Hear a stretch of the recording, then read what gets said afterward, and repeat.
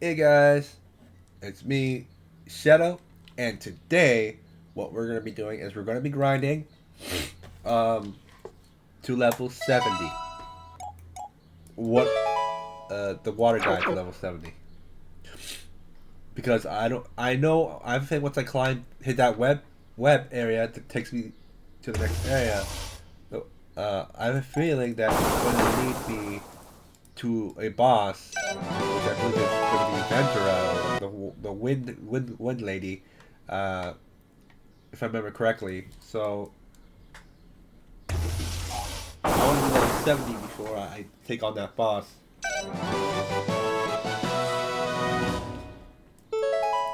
You know. So what? So I I I wanted to record, so I didn't really think of what to talk about. So we're just gonna talk about random stuff. Okay, so what should we talk about? Talked about Persona at least a little bit. Oh wait, yeah.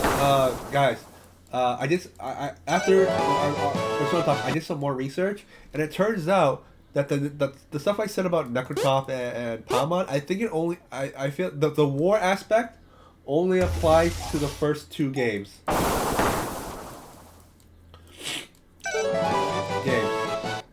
games. Uh, but but I think like I think for the third game and on, I think there are some deities or like forces, supernatural forces that have been ciphering their power. We're not ciphering, but like they use it, right? Uh, for Paimon, that's obviously gonna be Igor,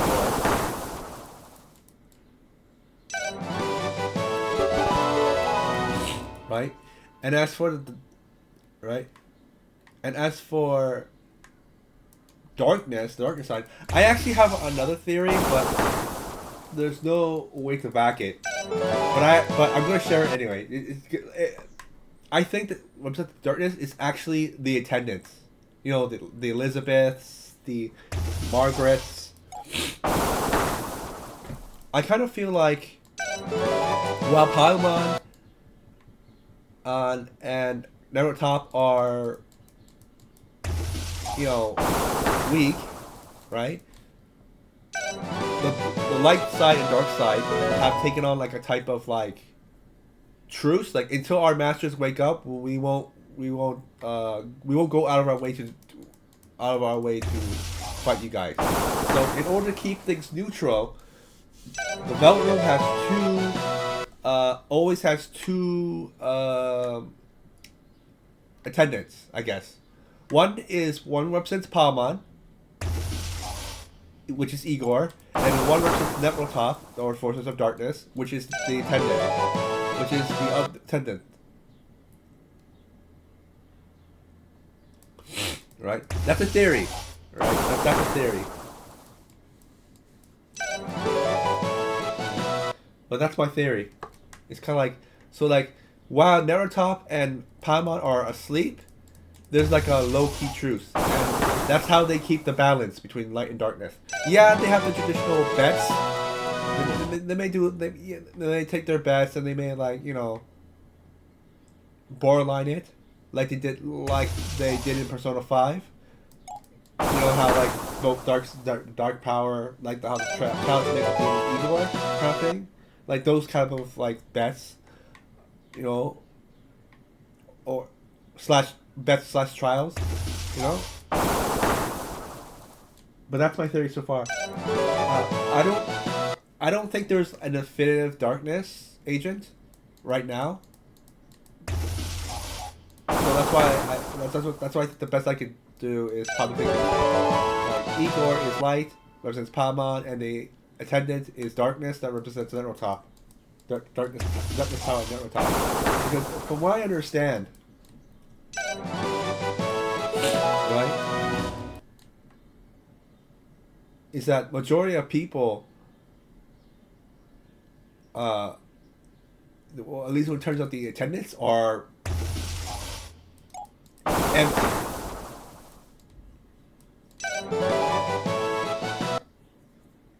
right? So like Nertok, Darkness, Void, empty, right? Because if you do like their when you do the attendance quest, it's usually about stuff. It's usually about stuff. Their ability, their like quest development. 90% of the time is self development. It's self discovery. It's like what they find out what makes them laugh, what makes them happy, what makes them sad, what makes them angry. You know, it's usually when you go down the quest line, 90% of the time it's about self discovery. So I feel like what it is it's about it's about like filling in what makes them human. You know what I mean?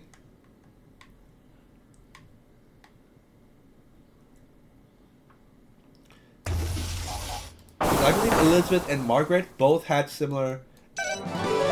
Elizabeth, Margaret, and the twins, I think all had similar all had similar evolutions, right?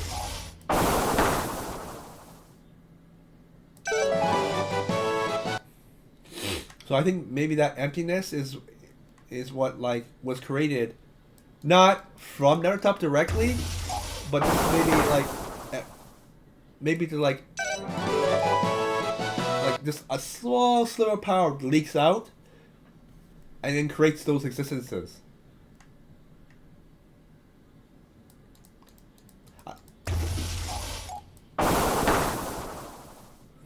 Right? Well, that's my theory anyway.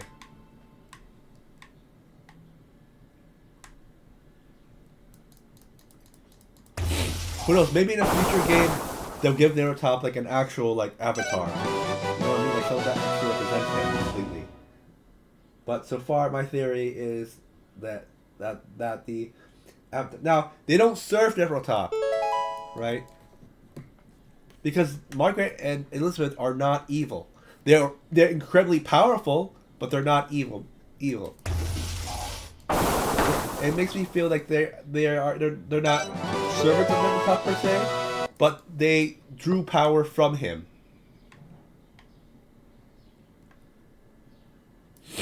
Part of me thinks the attendants are Twilight. Like they have the power. They suck the power. They have received power from both Paimon and Netrotop. That's that, right? That's my second theory. Is that they are like because they're in the development room, they get powers from both sides, light and darkness, creating a type of chaos element. But like I said, it's just a theory.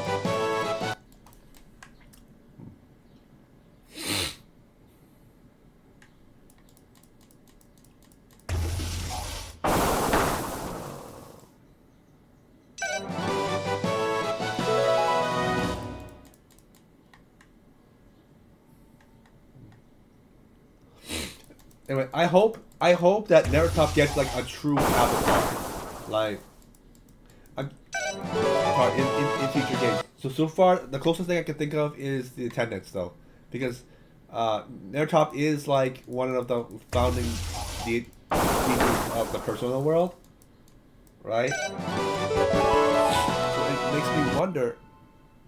So it does make me wonder, like, hey, Igor has Palmon, Netrotop's gotta have someone too. So far, I've come to the conclusion that yes, Igor is 100% Palmon, and the attendants maybe half and half. And when Netrotop wakes up, they gotta have to choose a side. They're either on the darkness path or they are neutral / chaos, and and when Naruto wakes up and regains his power, which he hasn't been able to do, because remember, I read Naruto and Palmon both lost power. Majority, like 90% of their power, at the end of Persona 2. So it kind of makes me think that once they regain their strength over time, which I hope is soon. I really hope they go back to that storyline.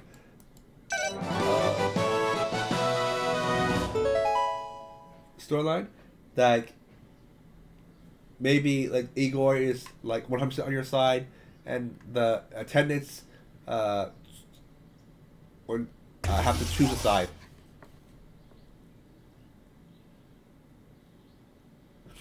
Who knows? There could be just a new character that pops out of nowhere, and that person becomes the Igor of the on their top side. Who knows? They could very well do that. So I'm not entirely sure. So I'm not entirely sure how they're gonna do it, but you know, I know there are theories to say the bad guys, all the bad guys from 3 to 5, are like deities that exhort power from Narutop, right?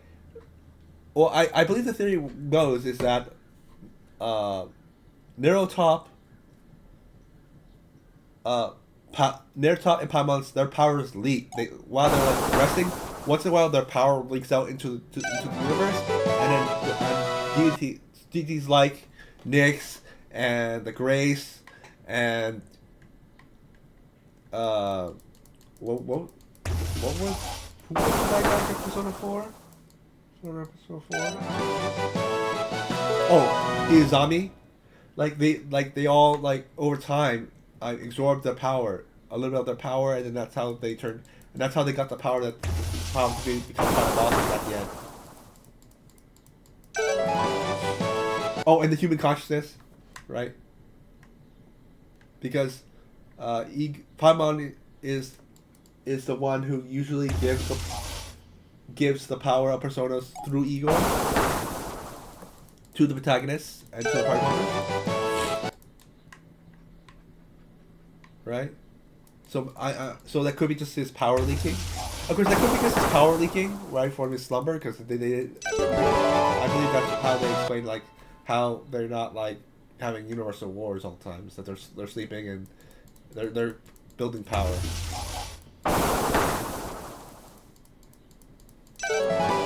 Anyway, that's all I can think of right now.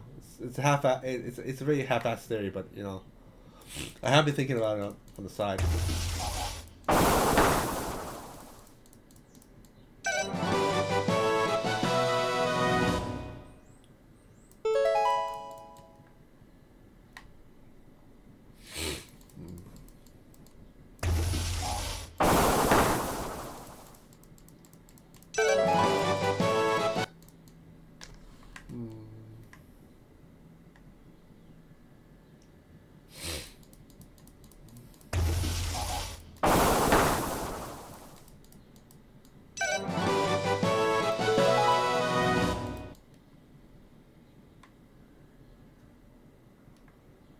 Training.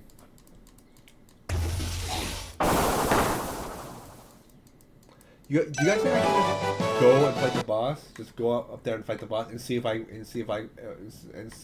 win, and just switch out if I.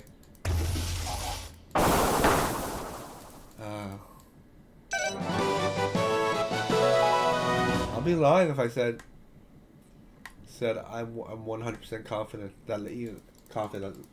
that I can beat the boss at level 70. Yeah.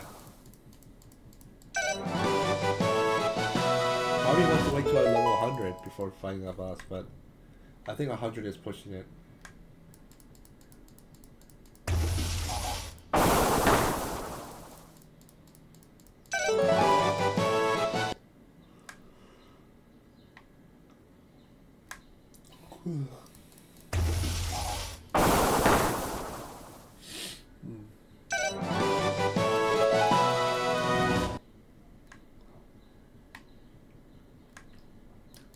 Waters.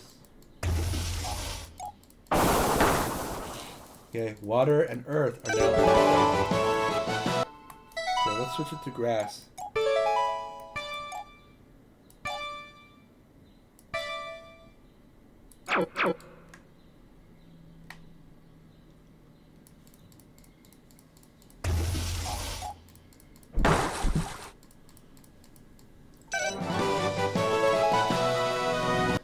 Really makes me wonder.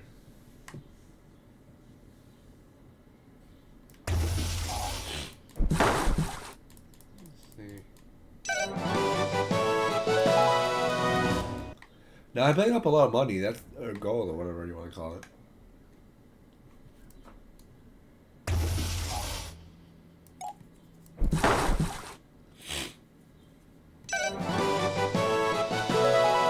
Do you ever, when you guys play monster catching games, right? Do you ever wonder where where the, where the gold comes from? Like, do the monsters have pockets where they hold their gold and then they drop it when you slay them? I'm always curious about that.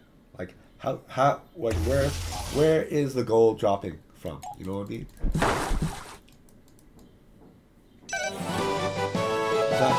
Every next one has the pockets where they hold their gold. Holy shit, that would be interesting.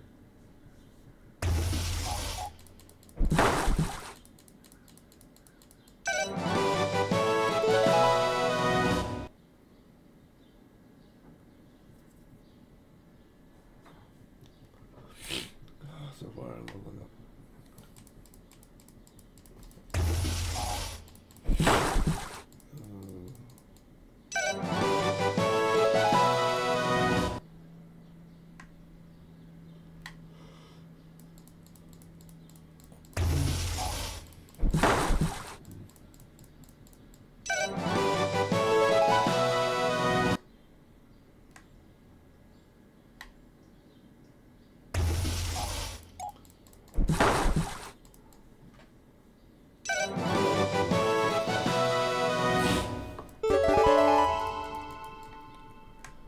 Five levels until 70.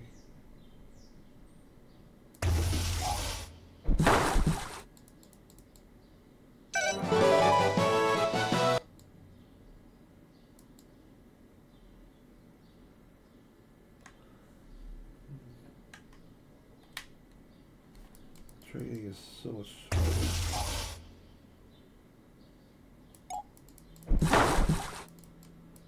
I believe this game has experience multiplier, so maybe the level guarding will get easier later.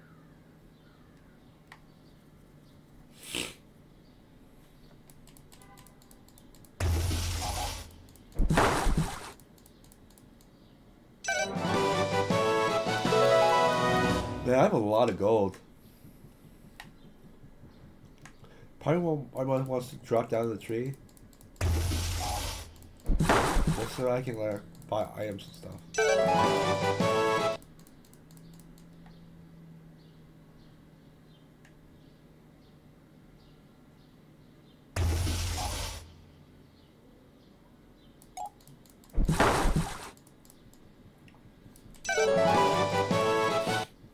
How long have I been playing for? 18 minutes. Should I go back down just so I can buy stuff at the store?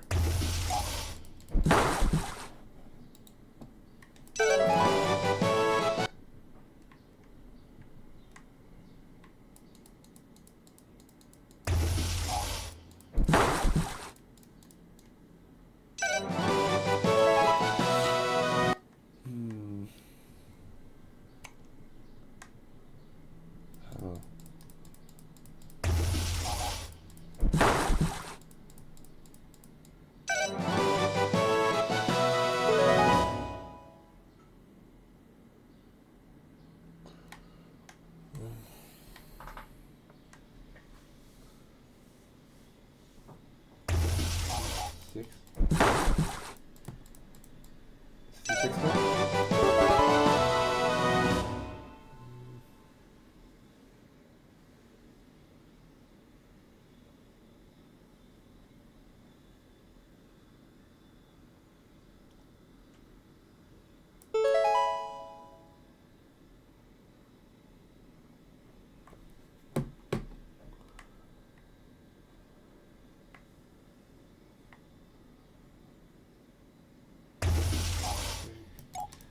What else? I can't really think of anything else to talk about.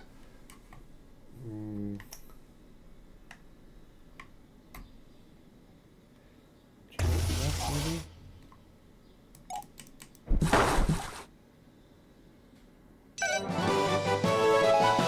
You know what? I'll talk about StarCraft. Yeah, I'll talk about StarCraft. I never talked about StarCraft for a while. Now, I suck at StarCraft. I was never good at like strategy-based games. Now, for those who are curious, my favorite, well, not my favorite, but the like species is what I'm good at. When I'm good at or best I play at is Terran, the human characters. Yeah. Second is Protoss, last is Zerg. I can't get used to how like the drones that they can build, they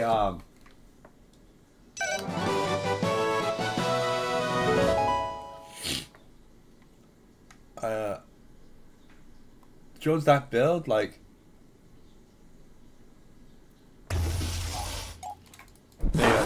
they transform into buildings, so you gotta keep moving more. Zergs piss me off. I hate Zerg rushing. Whenever I played online, I like 90% of Zerg 90% of Zerg players, they Zerg rush you. For those who don't know what Zerg rushing is, there is a in a Zerg unit there's a little tiny like reptile like creature called a Zergling. Now these things attack really fast, and when you craft them, they come in big numbers. So what they would do is that they would just create they just collect resources and build like a whole bunch of these. So like they would create a whole bunch of them, like an army of these things, and just launch them at your base. And these things, the things attack. They have a really high attack speed, so they're doing mass damage. So they would just go start the match, get some resources, take a shitload of Zerglings, and just launch them at a base and nine. I think 7. Now, depending on the player's skill level and preparation, within like 2 or 3 minutes, your base is gone. Your base is totally gone. Zerglings will come in and they will rip you apart. In my opinion, it's the cheapest tactic. I'm talking about StarCraft 1, by the way. StarCraft. This is all StarCraft 1. I hated StarCraft. Right, I hated Zerg against Zergs because 90% of the time you're getting rushed by Zerglings.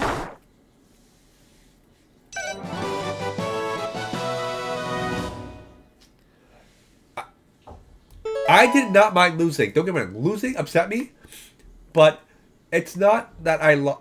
Well, yes, it was that I lost, but like what upset me the most wasn't that I lost, but it's how you lose. How you lose. Just like the weakest unit that's a large number and a fast attack speed, and your base goes down. And because when you get Zerg Rush, you don't have like turrets or anything. You only have probably like a couple like I'll use an example. You're not gonna have like you're not gonna have turrets or anything. You're just gonna have like 4 or 5 soldiers and a whole bunch of building units that are going to get destroyed if you get Zerg Rush. I was like, holy shit! It's like I can't explain it, but like it's the complete lack of creativity that really you just swarm you. This is swarm you like Zerg. I mean that's the that is like that is the strategy for all StarCraft playing, but still it doesn't change the fact that like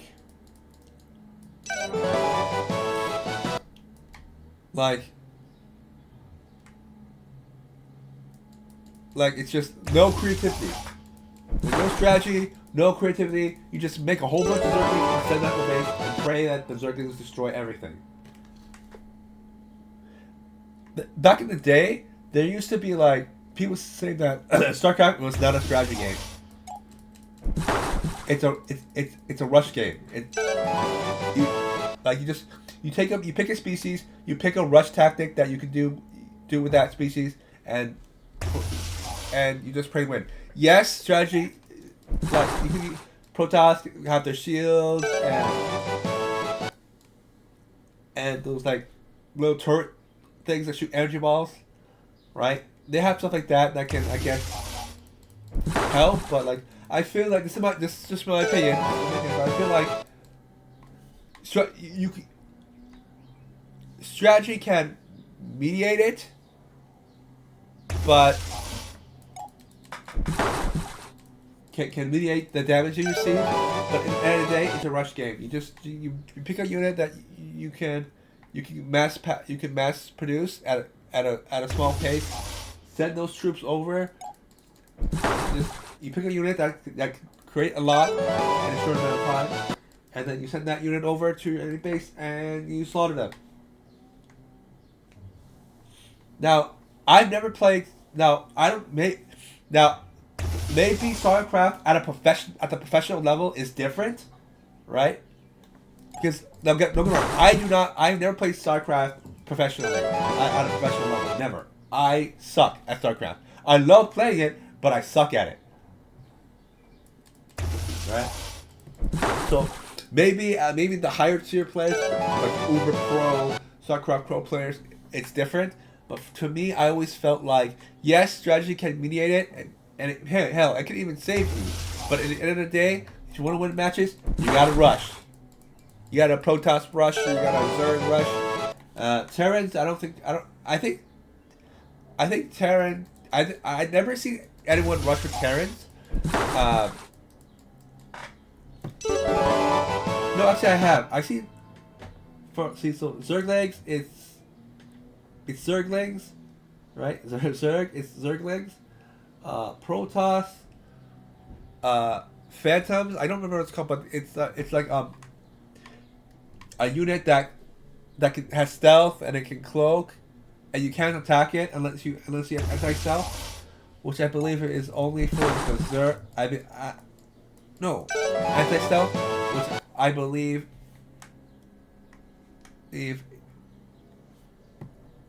Terran and Zerg. I think Zerg, the liquid, the purple liquid that you see on the bottom of the bases can undo stealth, but I'm not. Don't quote me, but I'm just sure about that.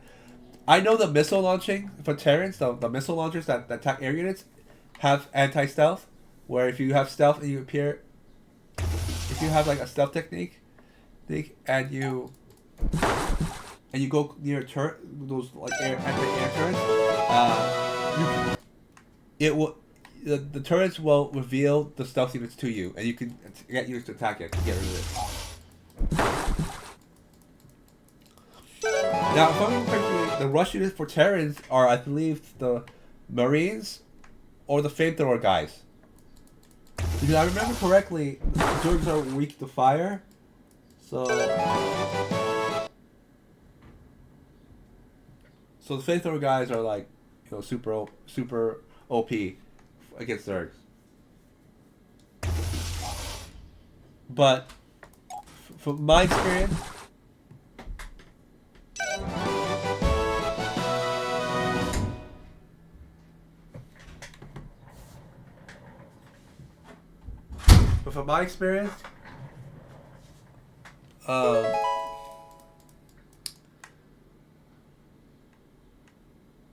it's just pick a unit and rush them.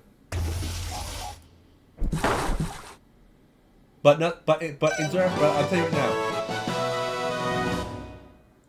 If you, the best case, like best species or best faction for rushing is Zerglings. It's Zergs. Zerglings are they're too OP. They have hard numbers. They attack really fast. They do a lot of damage. It's just Zergling OP. Zergling rush OP. But then again, I'm a low skill player. Who knows? Maybe the higher tiers, it's different strats or something. But from my experience, that's all I've ever seen.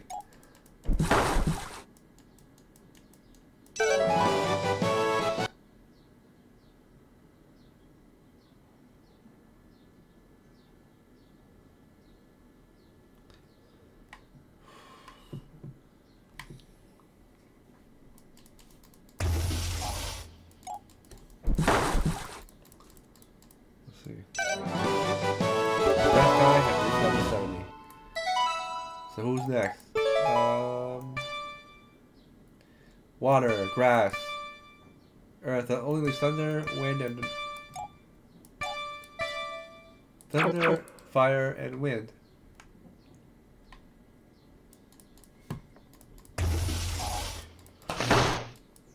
Oh yeah.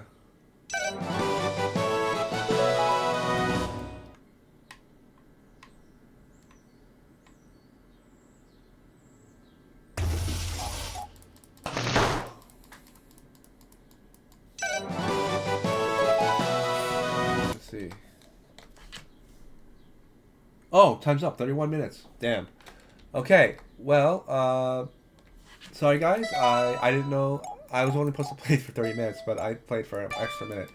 Okay, so today we got the water and grass starters to level 70. We talked about Persona again, unfortunately, and some Persona theory, my theory specifically, and also we talked about StarCraft. And yeah, so next video, we're gonna be trying to get the electric, fire, and my wind starter up to level 70, and then fight the boss, and then fight. So maybe 3 to 2 more videos before we fight the boss, because 30 minutes for me and clear 2, so I'm assuming 2 more videos, and then maybe see the boss fight for later. Anyway. I hope you guys had fun, and I'll see you guys next time. Bye, guys.